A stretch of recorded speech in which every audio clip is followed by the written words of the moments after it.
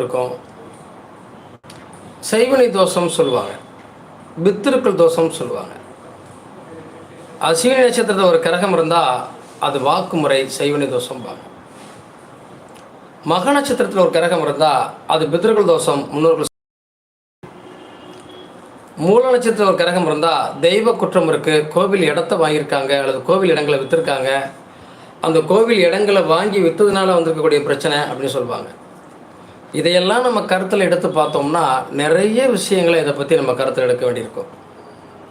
நீங்கள் ஒரு ஜாதகத்தை பொறுத்தளவில் எடுத்து நம்ம பார்த்துட்டோம் அப்படின்னா அதில் பயங்கரமான தோஷங்கள் இருக்குது.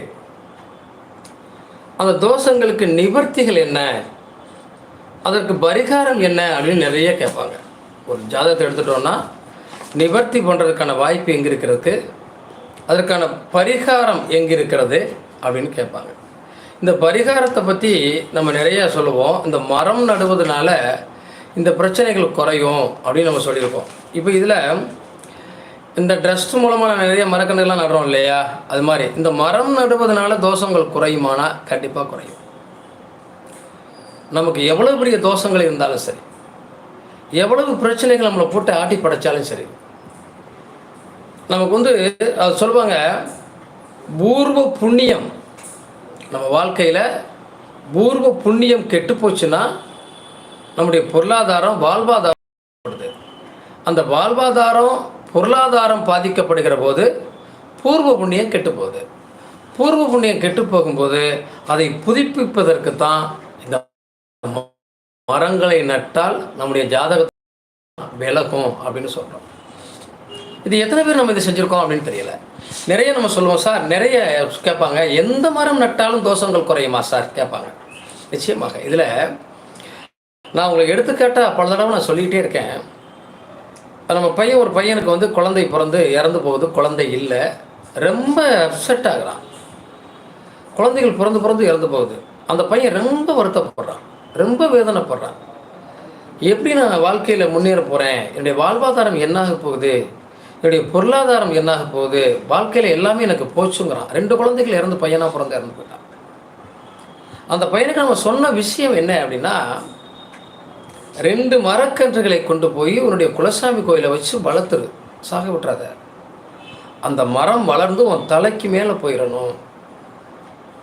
அந்த மரம் செழிப்பாக வளர்ந்த பிறகு உனக்கு அது மாதிரி 2 குழந்தை பிறக்கும், அது ஆயுசோடு இருக்கும். உன்னுடைய பூர்வ புண்ணிய தோஷங்களை அந்த மரம் அப்படியே உறிஞ்சி எடுத்துகிட்டு போயிடும். அந்த மரம் பெரிதாக போன பிறகு உன்னுடைய தோஷங்கள் அடிபட்டு போயிடும். வாழ்க்கையில் பொருளாதாரத்தில் மிக மிஞ்சிய மனிதனாக நீ வாழ முடியும் அப்படின்னு சொல்லியிருக்கேன். அதே அந்த மரத்தை அவர் குலசாமி கோயிலில் போய் நட்டார். 2 பையன் பிறந்தார், வெளிநாடு போனார், சம்பாதிச்சார், வாழ்க்கையில் செட்டில் ஆகிட்டார். அப்போ இந்த மரத்திற்கு உயிர் இருக்கு இல்லையா, மரத்துக்கு உயிர் இருக்குன்னு சொல்கிறோம் இல்லையா. நீங்கள் இந்த சேனலில் போய் அப்டேட் பண்ணி பார்த்தீங்கன்னா கீழே எவ்வளோ மரங்கள் நட்டுருக்கோங்கிறது தெரியும். அந்த சின்ன சின்ன வீடியோ போட்டிருப்போம், கொஞ்சம் போட்டிருப்போம். சில வீடியோகள் மட்டும் எடுத்து போட்டிருப்போம். இந்த மரங்களை நடுவதனால மட்டும்தான் அந்த பிரச்சனைகள் தீர்மானா கண்டிப்பாக தீரும். மரம் நடுவதில் அவ்வளவு விஷயம் இருக்குது. நீங்கள் ஒவ்வொரு இடங்கள்லையும் ஆலயங்கள்லையோ நமது வீட்டுக்கு முன்னாடி கூட நடலாம். நமது தோட்டங்களில் மேட்டுப்பகுதியில் மரத்தில் வச்சு மரங்களை நடலாம்.